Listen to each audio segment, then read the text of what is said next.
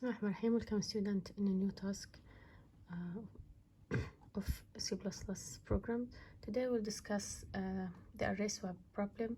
The task says that write a C++ program that reads the size of an array and its element, then swap every two adjacent elements in the array.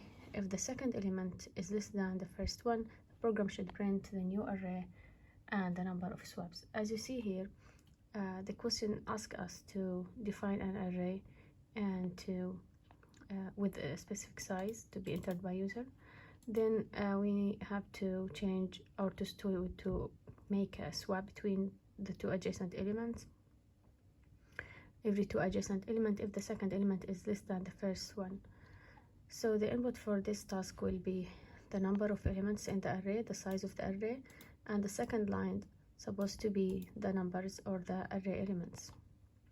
Now our program have to, as you see here, to swap if the second element is less than the first one, then we have to swap 15 and 17 in this case. Regarding to the third and fourth element of this array, the fourth element is less than the third one, so we need to swap here. But the last one, the last element and the element before the last one are not, the rule is not applied here, so they will stay as they are.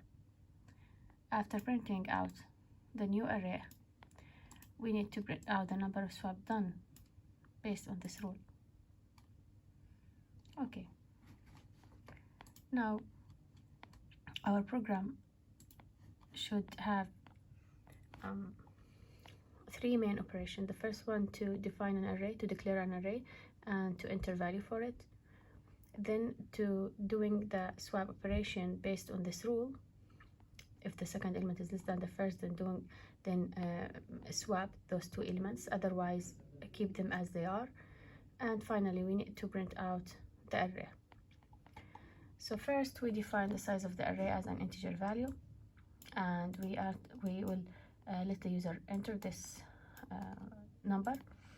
Then we will declare an array of name A with size. The two variables temp and swap are both variables that will help us to do the swap operation and to to count the number of swaps done, as we will see in the next slides.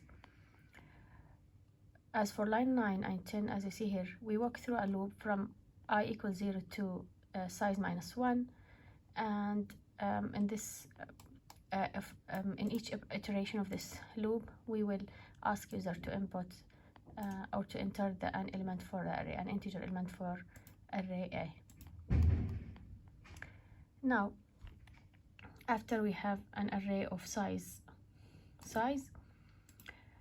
we need to walk through it again, but this time we need to skip two numbers each time or each iteration, and ask whether the second element a of I plus 1 is less than the first element. If so, now we will add or we will increment the swap variable by 1, otherwise we will not make the swap operation. Now let's discuss the swap operation, but first I will show it on paper how we will do we can imagine this process. As you see here, we have an array of name A with size n. So the first element must be A of 0, the second element address is A of 1, A of 2, A of 3, I mean by that A of size minus 1. Now we have, for instance, 3, 2, 5, 10. Our program is supposed to swap those two numbers because the next one, or the A of I plus 1, is less than A of I. The second element is less than the first element. So what we can do here, we will define a variable called temp that has the same data type as the element in the array. Integer temp equals 0. Then we will keep a of I in this variable temporarily, temp equal a of I. Then we will let a of I equal a of I plus 1. So here we move 2 to the first element, the first element in the array. Now temp has the value of 3. Then a of I equal 2 now. And finally, we need to move 3 into a of I plus 1. So we will say that a of I plus 1 is supposed to equal to temp, which is the original value of the first element, which is a of I. Okay, now the swap operation done. Return back to the code. We increment swap variable by 1 to denote the number of swaps done, to collect them. Then we do the swap operation as I discussed in the paper, as you see here. Then we need to display the array elements after being swapped using again the for loop, and print out a of I.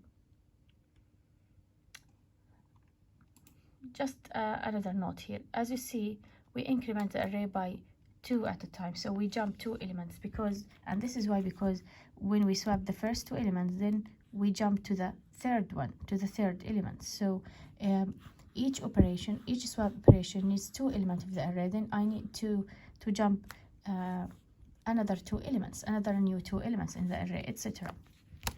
And this is why we add I plus equal to here as an increment part in this for loop. Finally, in line 24, we print out the number of swaps done. And if we run the code, we will get the result.